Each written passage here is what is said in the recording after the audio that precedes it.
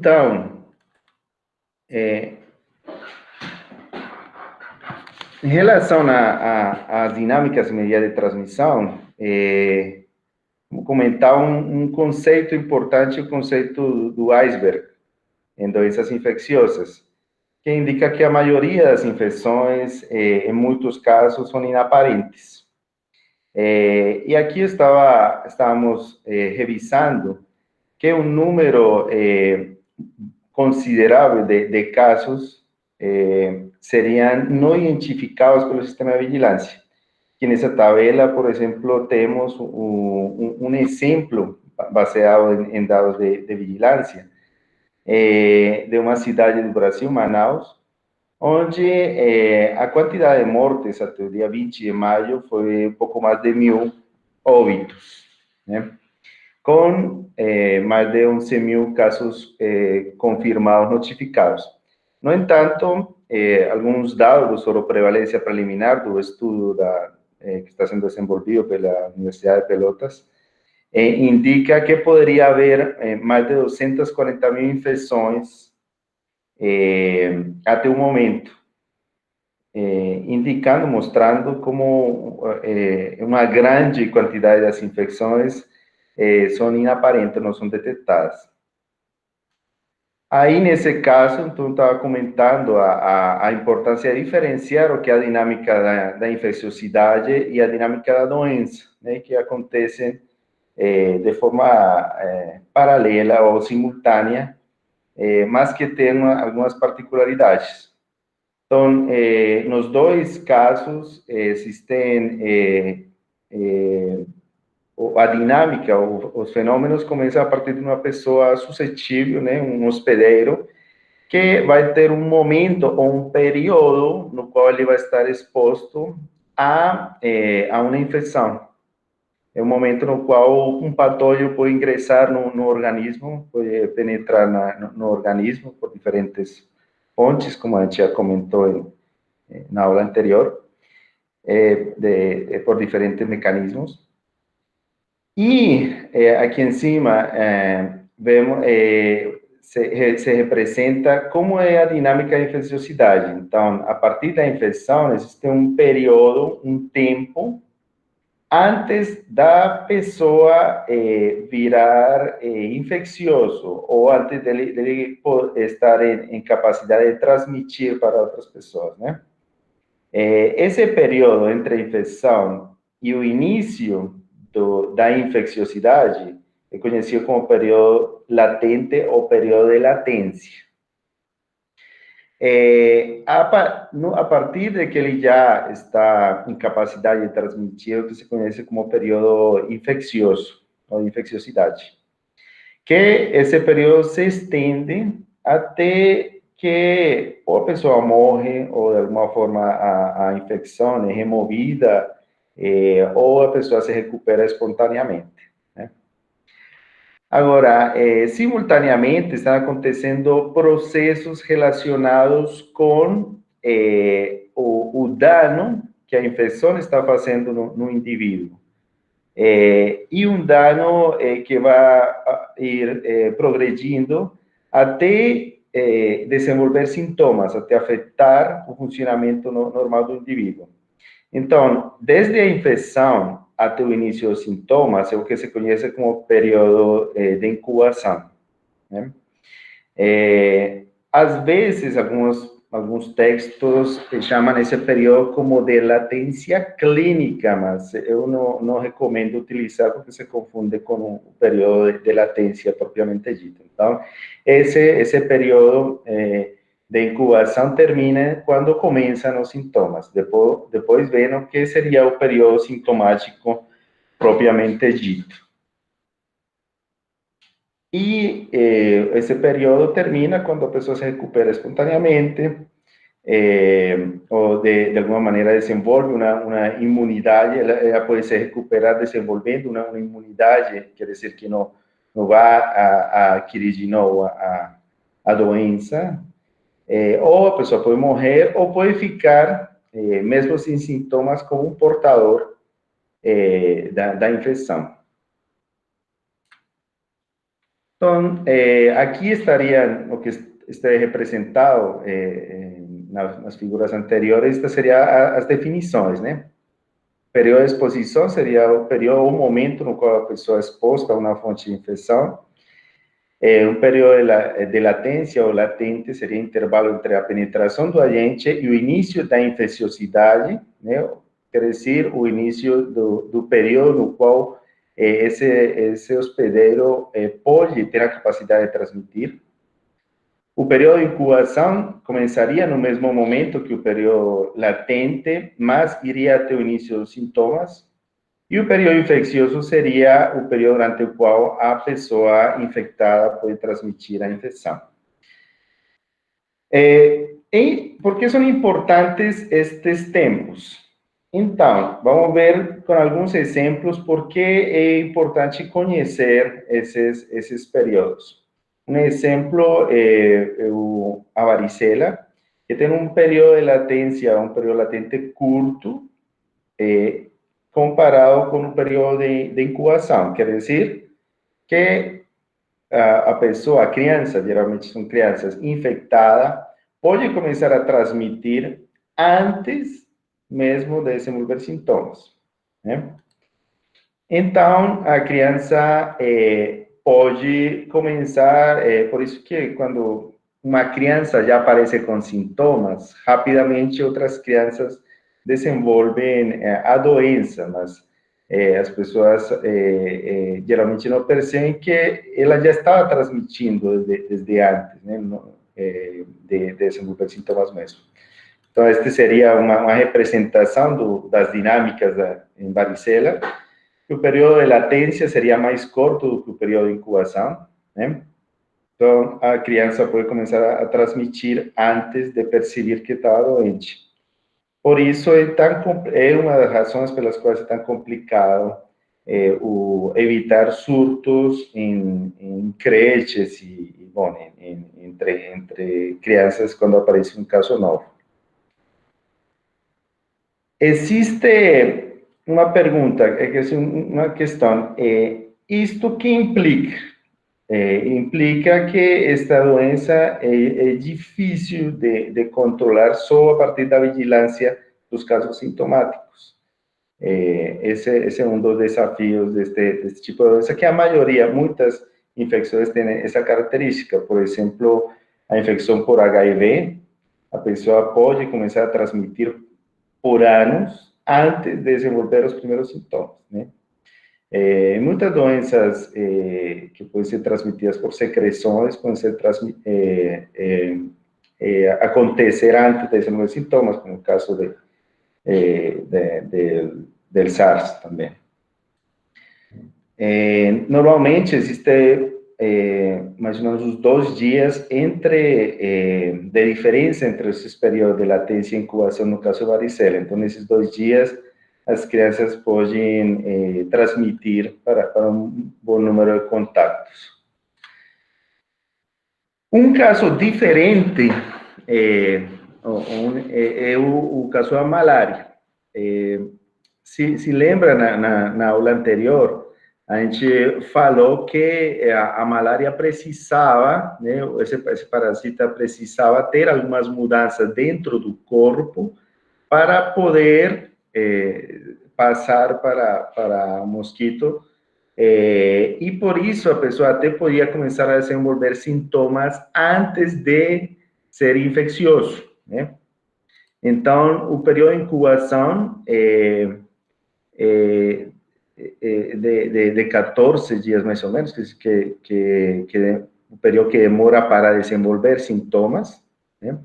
Mas o período de latência é mais ou menos 10 dias a mais, quer dizer, para poder passar para o mosquito, o anófeles, né? Então, essa diferença é importante e tem implicações para o controle da malária.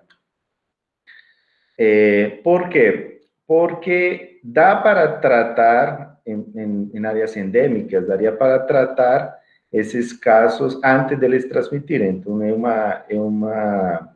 seria uma vantagem relativa de conhecer essas dinâmicas de transmissão.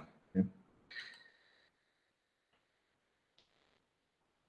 Tá, então, o tratamento oportuno dos casos sintomáticos poderia cortar, né, interromper a transmissão dessa doença. Essa seria uma representação disso. Então, quando acontece a infecção por malária, vai demorar um tempo para que possa transmitir, né? Tem que passar por umas fases dentro do humano até as formas sexuadas para poder se transmitir para o anófeles, né? Mas antes disso, a pessoa já pode desenvolver sintomas porque tem esses ciclos hepáticos que pode levar a febre, né? Ciclos hepáticos passa para o sangue, quando tem liberação dos parasitas no sangue, tem sintomas, então dá para fazer um tratamento entre esse intervalo, que dura uns 10 dias, como já comentei. Bom, em relação à transmissibilidade, tem muitas perguntas importantes a ser respondidas, a ser estudadas na epidemiologia de doenças infecciosas. Hoje vamos falar de duas perguntas. Uma delas é qual a probabilidade de adquirir uma infecção após um ou mais contatos com uma fonte. E a outra pergunta é que potencial tem um caso de expandir a infecção numa comunidade, né? Para responder essa pergunta, a gente vai a calcular duas medidas. Uma é a probabilidade de adquirir uma infecção após um número de contatos. E o outro é um conceito que está sendo muito mencionado hoje em dia, que é o número reprodutivo básico, ou simplesmente número reprodutivo, ou também chamado R0.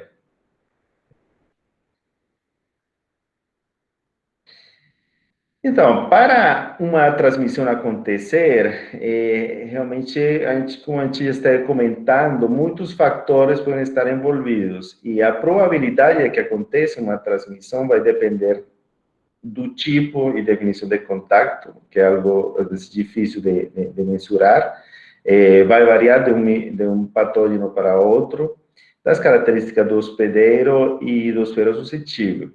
No entanto, a maioria das vezes a gente trabalha com medida de resumo, né? com uma média da probabilidade de transmissão, com uma tendência central, né?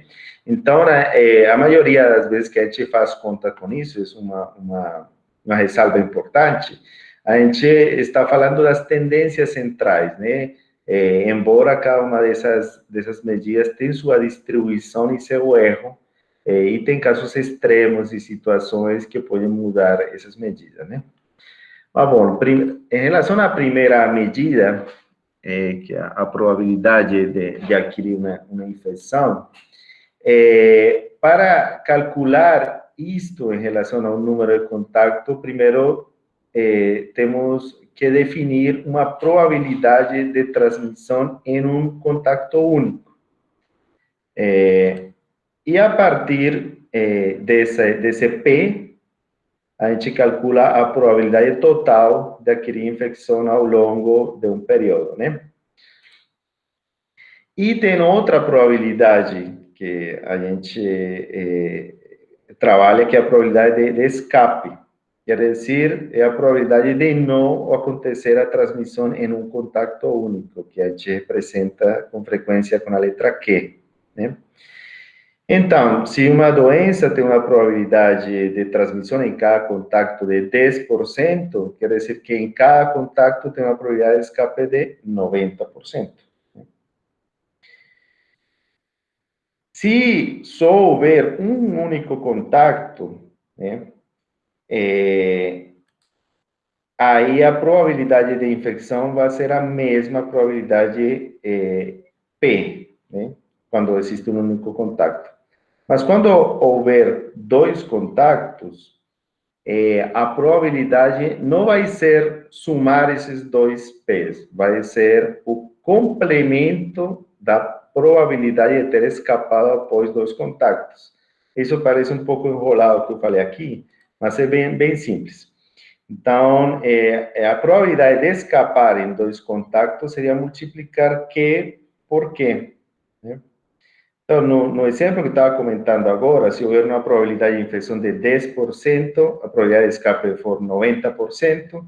Se houver dois contactos, a probabilidade de escapar desses dois contactos seria 90% por 90%. Isso daria 0,9 por vezes 0,9, daria 0,81, né? Essa seria a probabilidade de escapar no total. Então, o complemento disso seria 0,19. Seria a probabilidade de ter a infecção no final, né? Então, aqui a gente vai ver isso com alguns exemplos. Então, a probabilidade ao final, após dois contactos, seria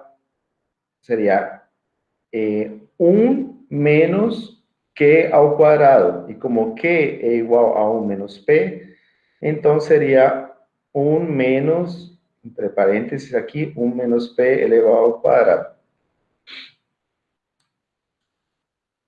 Então, resumindo, a probabilidade de adquirir uma infecção depois de um número N de contactos é o complemento à probabilidade de escape, né? E a probabilidade de escape seria Q elevado a N. Então, se houver dois contactos, no exemplo do 90%, então seria 0,9 elevado a N, seria 2N, se são dois contactos, 3, se são três contactos, etc. E isso é simplesmente uma simplificação, uma representação com base na probabilidade de escape em cada contacto. Mas a gente, com os exemplos, vai a entender melhor. Então, se vamos tomar como exemplo um caso hipotético de que existe uma transmissão de herpes simples, que a probabilidade de transmissão de herpes simples é 30% em cada contacto, né? Então, após o número N de contactos, qual seria a probabilidade final de estar infectado?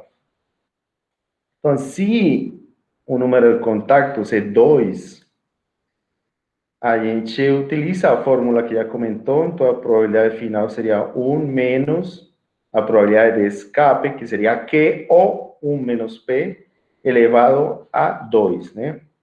Então, nesse caso, se é 30% a probabilidade de infecção, então a probabilidade de escape seria 0,70%. Então, a probabilidade de infecção no final seria 1 menos 0,70 elevado ao quadrado.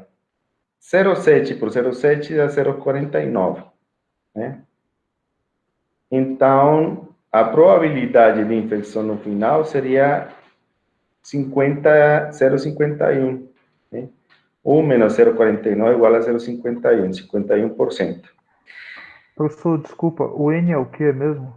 O N seria o número de contatos. Contatos, ok. Obrigado. Sim. O N seria o número de contatos.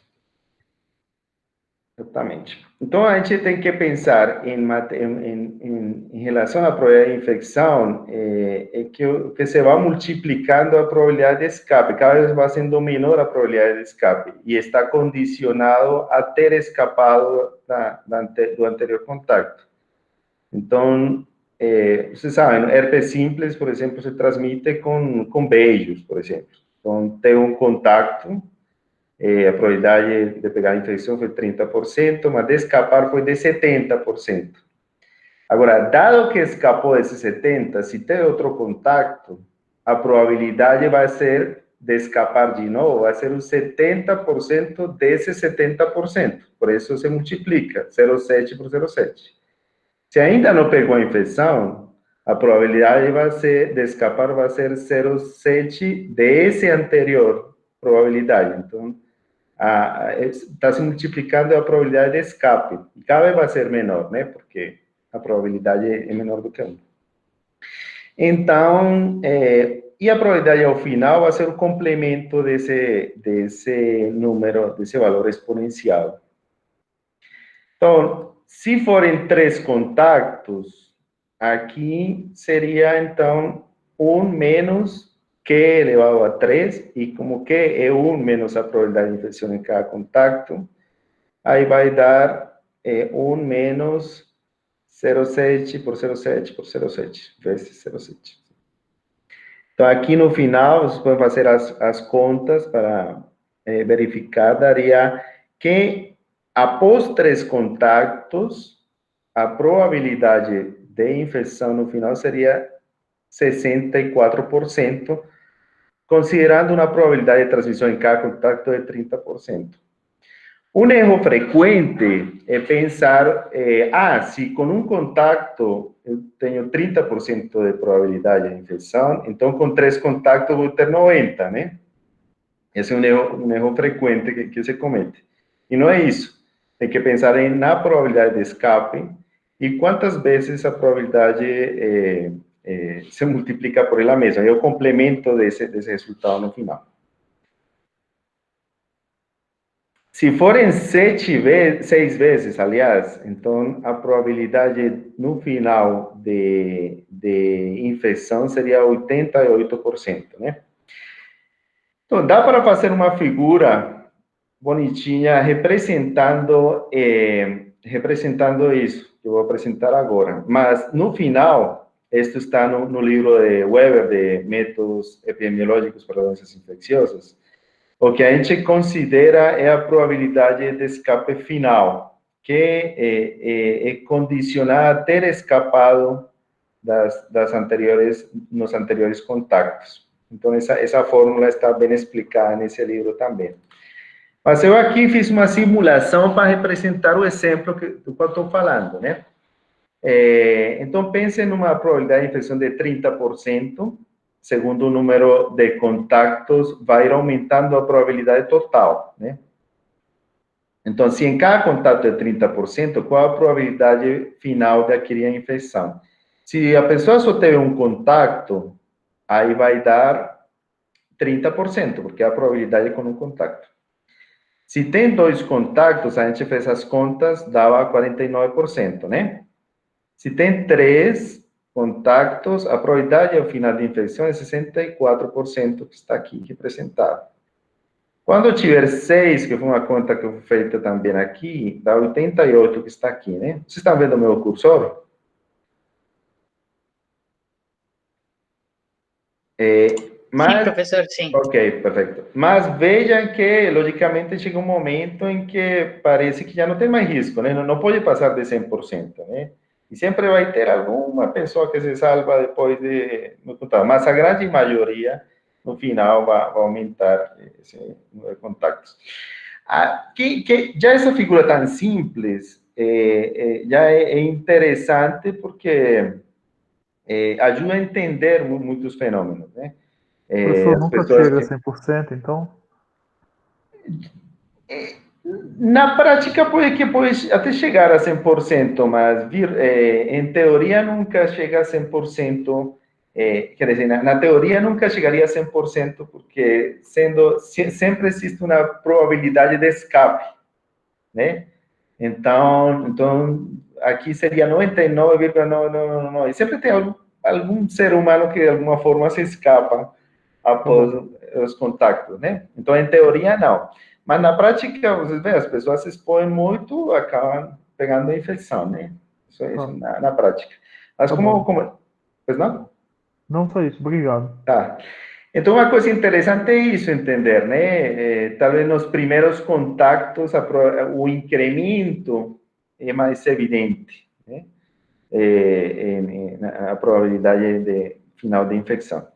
Que outra coisa interessante desta abordagem? Entender também o efeito de medidas preventivas, né?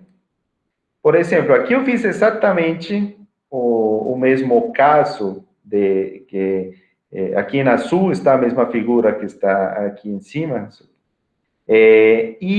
representando a evolução da probabilidade final de infecção após um número de contactos, vê? acompanhando. Agora, imaginem que esta é uma doença que se transmite por gotículas ou uma doença respiratória. E que cada vez que você entra em contato com uma pessoa, a probabilidade de contato, de transmissão é 30%. E alguém pensa, não, mas existe uma máscara que diminui de 30 para 15. Então, vem aqui essa curva laranja. 30 para 15, então, diminui 50%, tá? Então, vou confiar na máscara porque vai diminuir a probabilidade de infecção, etc. Aí o que acontece? Sim, aqui se vê uma grande diferença, mas quando você começar a fazer as contas, após um número importante de contatos, as curvas quase que se encontram, né? A diferença é menor. Então, mesmo que exista uma medida preventiva que diminui para 50% a probabilidade em cada contato, após um número importante de contatos, já praticamente é a mesma coisa. Então, não só é importante medidas preventivas, mas também evitar os contatos, né? Então, isso que é uma coisa importante. Só quando a medida preventiva consegue proteger muito, tipo, diminuir de 30 para 5 ou para 1%, por exemplo, quer dizer, uma diminuição mais de 80%, 90%, né, da probabilidade de transmissão em cada contato, aí é que a longo prazo a medida preventiva vai ter um efeito evidenciável, né? Mesmo assim, vai continuar crescendo com o número de contatos. Então, é bem interessante esta abordagem para entender por que essas medidas preventivas podem ter limitações e só aquelas que realmente produzem uma diminuição, uma queda substancial da probabilidade de transmissão e que tem efeitos assim a longo prazo. Bem? Bom, esse era o primeiro conceito que eu queria passar para você de medida de transmissão, é a probabilidade de criar uma infecção após um número de contatos, e já traz algumas ideias interessantes para entender o papel de medidas preventivas e a evolução do risco ao longo das exposições. O outro conceito, no qual vou entrar um pouquinho mais em detalhe, e está bem popular, é o número reprodutivo básico, o número básico de reprodução, ou R0, ou R0, aparece também na literatura dessa forma, né? O que é? É um número esperado, quando se fala esperado, é a expectativa média, né? A medida de resumo, né? De novos hospedeiros infecciosos que um hospedeiro infeccioso pode produzir, né? Quer dizer, o número de pessoas com capacidade de infecção que aparecem diretamente por causa de um outro caso infeccioso.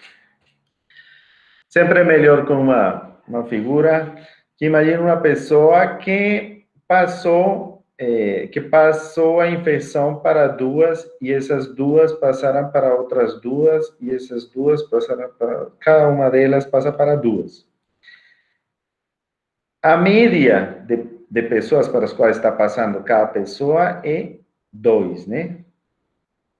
Então, a forma de calcular o número reprodutivo básico seria somar todos esses novos casos infecciosos que apareceram diretamente de cada caso e dividir pelo número de casos infecciosos. Aí, nesse caso, é 2. Então, esse é o número reprodutivo básico, ou o número básico de reprodução. É 2. Né?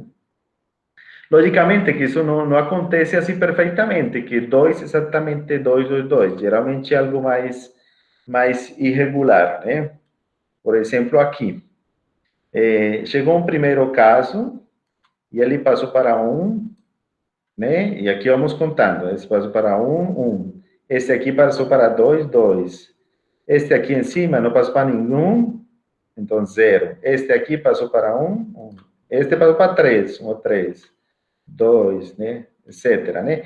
Então, aí somamos e dividimos pelo número de casos, dá 1,5. Quer dizer que, em média, cada caso infeccioso vai gerar 1,5, né? que seria o ideal? O ideal seria, quer dizer, o que a gente quer com o controle de uma doença é que esse valor seja o menos possível e, quando é menor do que 1, a doença espontaneamente desaparece, se controla, né? Então, às vezes, tem doenças, por exemplo, zoonóticas, que às vezes passam para os humanos e os humanos podem até transmitir para algumas pessoas, mas com frequência esse número de reprodução entre humanos é menor do que 1. Aí a doença não gera uma epidemia, né? Não vai gerar uma epidemia, logicamente, controlando a transmissão de animais para seres humanos, aí não vai gerar uma grande epidemia, pelo menos, vai ser controlar, uma vez seja controlado a transmissão a partir dos animais, né? Então, de que depende o número reprodutivo básico?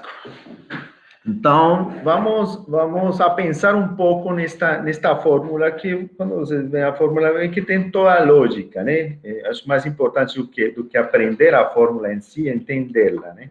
Então, o número reprodutivo básico vai depender de quanto tempo a pessoa vai durar, ou qual é a duração da infecciosidade, quanto tempo a pessoa vai ficar por aí espalhando infecção, né? Então, se uma pessoa tem 10 dias de infecciosidade, vai transmitir o dobro que uma pessoa que tem 5 dias, né? Então, essa é a expectativa. Agora, durante esse período, outro ponto importante é que tantos contatos tem por unidade de tempo. Então, se durante um período de 10 dias tem contato com 5 pessoas, então a capacidade de transmitir vai ser muito mais que se tem contato com uma ou duas apenas, né? Então, o número de contatos por unidade de tempo, que seria a taxa de contatos, seria o outro elemento determinante do número básico de reprodução do R0. E, logicamente, em cada contato, qual é a probabilidade de transmissão? Então, então é o tempo, o número de contatos e, por cada um desses contatos, qual é a probabilidade de transmissão. Se você multiplicar esses termos, o resultado é R0. Então, uma fórmula bem simples, DCP, que é duração da infecciosidade, a taxa de contatos e a probabilidade de que em cada contato aconteça a infecção. É isso que determina o R0. O R0 é importante fazer a ressalva de que ele não se refere a casos secundários. Quer dizer, se refere unicamente aos casos diretamente causados por cada um dos casos infecciosos. Né? Na figura anterior aqui, por exemplo, se refere unicamente às setas de cada uma das pessoas, né? Aqui não foram considerados os casos posteriores, então não se refere aos casos secundários. Também não se refere aos casos não infecciosos. Se uma pessoa pegou a infecção, mas não chegou a ter o potencial de transmitir, então, nesse novo caso, não seria, então, importante. Então, aqui esse número é de grande importância em saúde pública, porque está pensando na dinâmica de transmissão, no potencial de transmissão. Aqui temos alguns exemplos, doenças com alta transmissibilidade, como sarampo, coqueluche, tem R0 de mais de 12 a 18. São doenças que, quando aparece um novo caso, por isso é importante a vacinação dessas doenças, né? Quando aparece um caso em um grupo que não está vacinado, a probabilidade de se espalhar rapidamente é muito alta, no caso de sarampo, coqueluche. Outras doenças, como HIV, ebola, tem um número básico menor, um R0 menor, mas, no caso do HIV, o número relativamente baixo, e porque vai depender, logicamente, da taxa de contatos e da duração da infecciosidade, né? O ebola, uma das razões pelas quais não saiu, a maioria dos surtos não saíram da África, porque o número reprodutivo é moderado, né? E porque, por as medidas instauradas de controle, logicamente. De que vai depender de muitas coisas, né? Incluindo os mecanismos de transmissão. O ebola, por exemplo, ele se transmite por gotículas e precisa um contato, é uma doença transmitida por contato, basicamente. O sarampo já pode ser transmitida, pode ter transmitida além de por contato também a maiores distâncias, né? Então, todas essas coisas são determinantes importantes do R0. Então, por que é importante entender esta fórmula? Porque nos ajuda a pensar em medidas para controlar a doença. Se você olhar para esta fórmula aqui, pensemos no caso de COVID, do COVID-19. Que coisas dá para modificar? Que coisas poderia controlar para diminuir essa reprodução da doença? Será que eu posso mexer com a duração da infecciosidade? Será que eu posso mexer com a taxa de contatos ou com a probabilidade de que cada contato gere uma infecção? O que vocês acham? Bom, tem doenças que dá para mexer com a duração da infecciosidade. Por exemplo, tuberculose. Tuberculose, um tratamento precoce, diminui a duração da infecciosidade. A pessoa se cura, para de expulsar bacilos, e essa seria uma forma de evitar a transmissão, né? A infecção, a probabilidade de infectar por contato pode depender de muitas coisas. Talvez algumas medidas preventivas possam ajudar a diminuir, né? Mas uma coisa crítica aqui, que dá para controlar bastante, é a taxa de contatos. E isso é modificável por comportamento, né? Então, isso é o que a gente está tentando fazer nessa pandemia, diminuir a taxa de contatos, né? Tem uma leitura que eu compartilhei com vocês, que está publicada aqui na nossa revista de saúde pública, onde a gente comentava exatamente isso. Eu até fiz alguns cálculos, considerando a probabilidade de transmissão, quer dizer, o R0, dos casos sintomáticos e um ajuste para os casos assintomáticos, porque os casos assintomáticos têm uma probabilidade um pouco menor de infecção, de transmissão. Aí, a gente calculou qual seria, que tanto teríamos que reduzir a taxa de contatos para que o R0 estivesse abaixo de 1, que seria uma meta para controle da doença. Então, se o R0 for, porque é uma coisa que ainda está sendo estimada, mas pode estar próximo de 3, né? Se o R0 for de 3, está aqui, precisaríamos reduzir a taxa de contatos em mais de 66%, para que o R0 abaixe de 1, né? Então, entender essa fórmula, né? Se estiverem 3, eu preciso que algum dos elementos desça a 1/3, né? Quer dizer, uma redução de mais de 66%, de 67%, para poder controlar a doença. E nesse trabalho a gente também fez alguns cálculos e mostrou que mesmo pessoas assintomáticas podem transmitir, e eles também precisam diminuir a taxa de contatos, e por isso é tão importante essa intervenção para controlar a doença, ou evitar pelo menos a aceleração do incremento da doença, da incidência.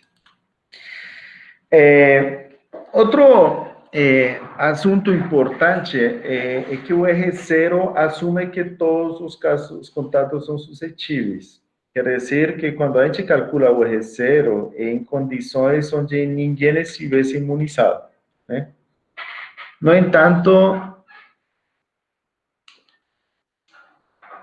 entanto, essa situação pode ser modificada de duas formas. Ou porque as pessoas são vacinadas, ou porque de alguma forma desenvolvem uma imunidade, por exemplo, quando já foram infectados, né? Na prática, apenas uma proporção da população acaba sendo suscetível. Então, existe um conceito que é o número efetivo de reprodução, ou simplesmente R, né? E, na prática, realmente, para quantos passa a infecção, né? E deve ser, no pior cenário, será igual ao R0, quando todo mundo é suscetível. E em outros casos, quando existe imunidade, vai ser menor do que o R0. Como se calcula? Se calcula multiplicando o R0 pela quantidade de pessoas suscetíveis, né? Então, imaginem a seguinte situação. Imaginem que existem dois cenários. Um no qual temos um caso de infecção que chegou a um país e encontrou uma pessoa suscetível e passou para ela a infecção, passou para estas pessoas. Aqui os que estão em quadrinhos são pessoas imunizadas.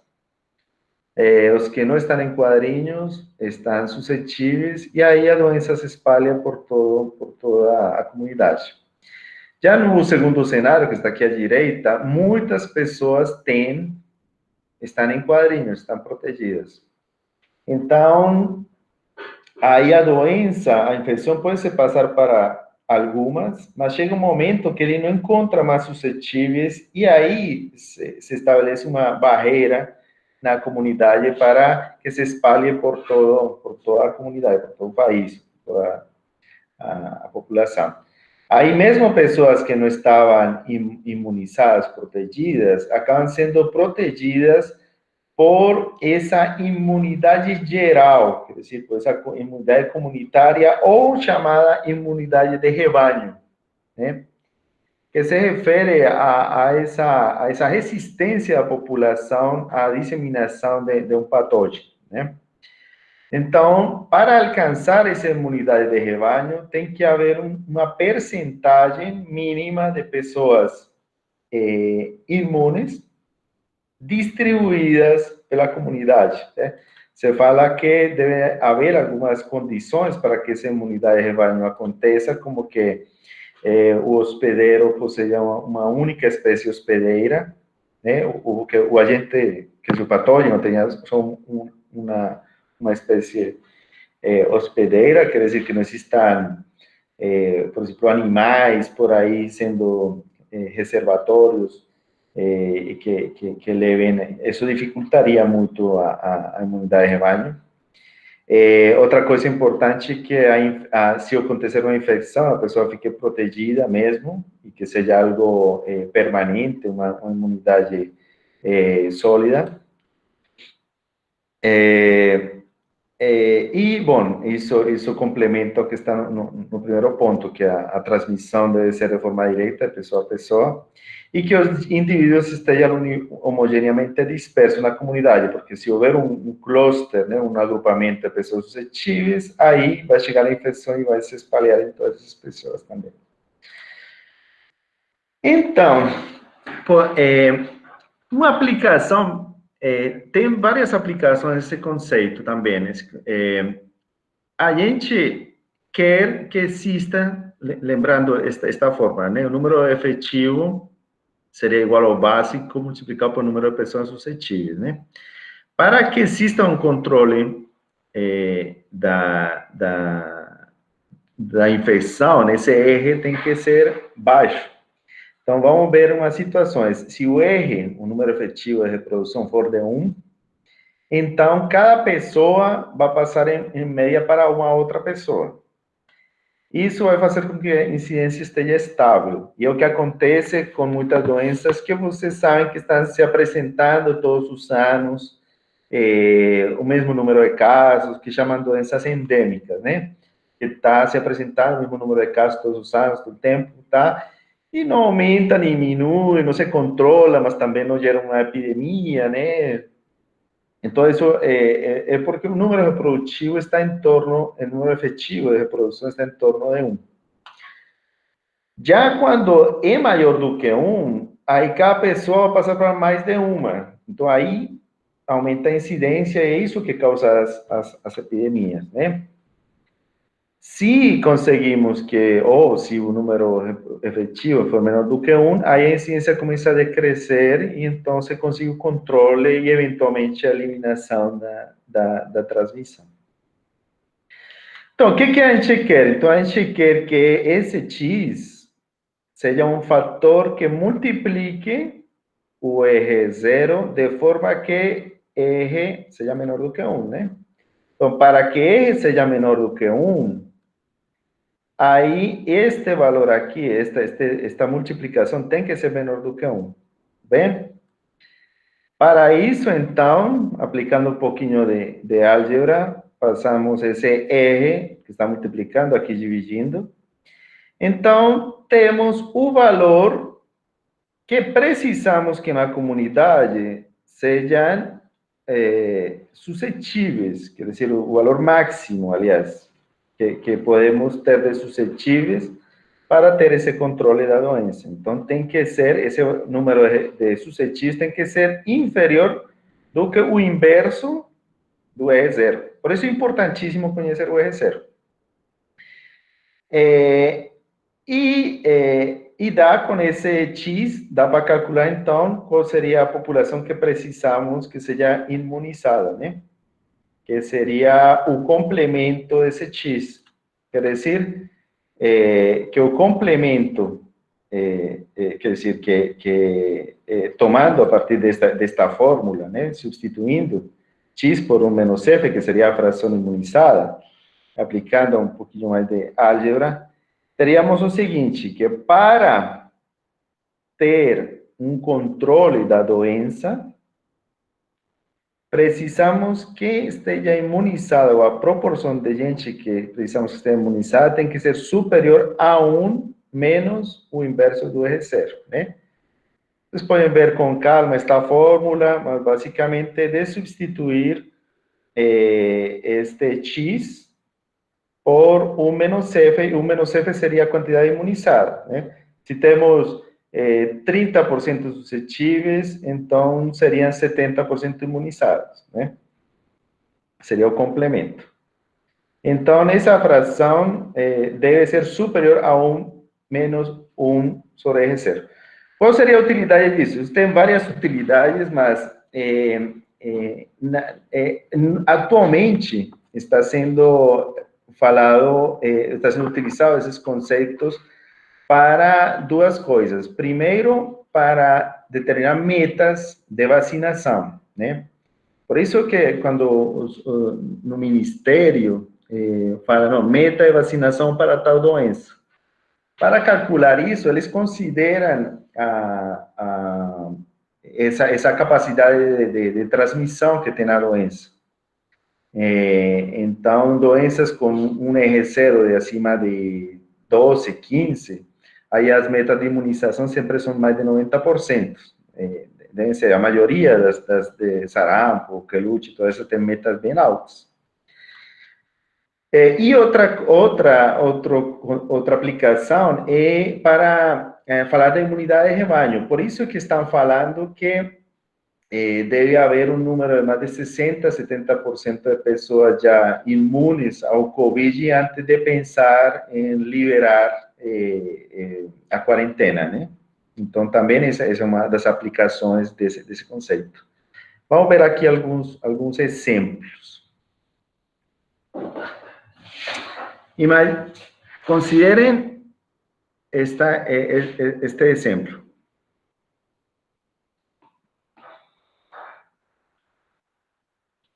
¿Cuál sería la proporción de una población que debe ser vacinada con una vacina totalmente protectora para controlar una doença com R0 de 2? Então, aplicando a fórmula, teria que ser superior a 1 menos o inverso do R0. Aqui seria mais do que 1 menos 1 meio, isso seria mais do que 50%. Então, se uma doença tem um R0 de 2, então precisaria estar imune mais de 50% para que a doença se controle.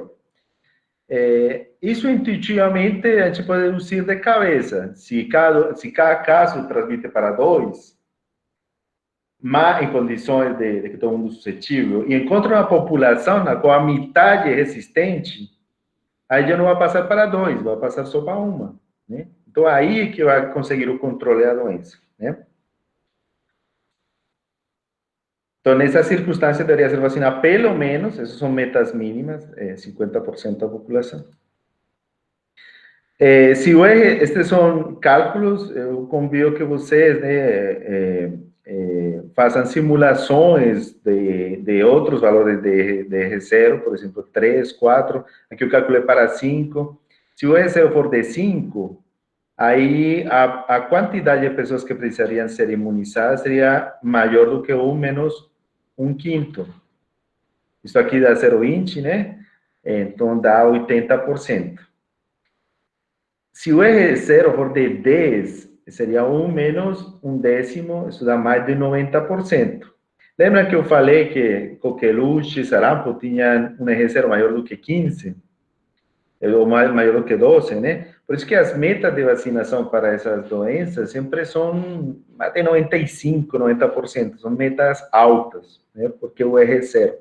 Então, bom, isso é bem importante e espero que você leve isso em consideração para efeito de recomendações. Em algum momento, talvez, vocês vão estar envolvidos em discussões para definir metas de vacinação, até mesmo para o tema atual, né, que comentei, de quantas pessoas deveriam estar imunes antes de pensar que a doença vai se controlar espontaneamente, né, no caso do Covid.